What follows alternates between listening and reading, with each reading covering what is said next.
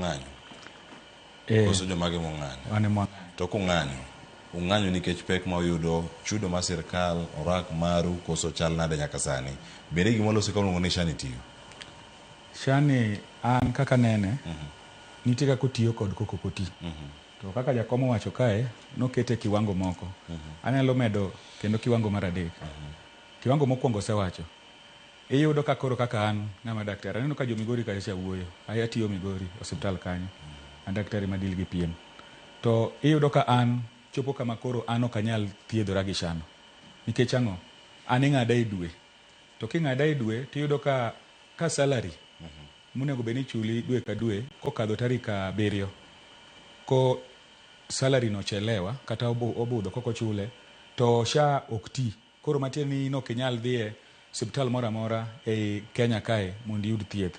Koro mano korka dakteche, joma tiyo osiptal te, mano ngeni ok ginyal access SHA no. Mar ariyo, SHA ok ti maber ne jok man gi osiptende.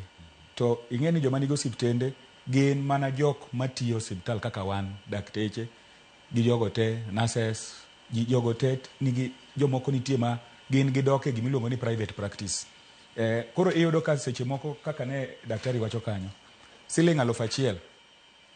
In siling 1,000, jatuo mineno dok dala.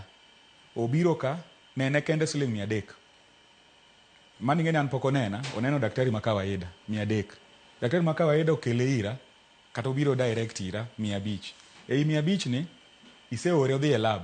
Test achiel kende osechamo siling kata mana full urine analysis, lach kende pimo lach, siling 500. Mani ngeni siling 800 mane sirkal wacho ni outpatient ma ng'ama ineno to dokcha noserumo. Ng'ani pok idhi kata mana yath. Koro mano kendo e kiwango ma wacho ni SHA ok ti nikech jatuo wuok e osiptal kokoridhika. Ok okonyore. Yano wacho ni daktari to nena, lakini kora dok dala.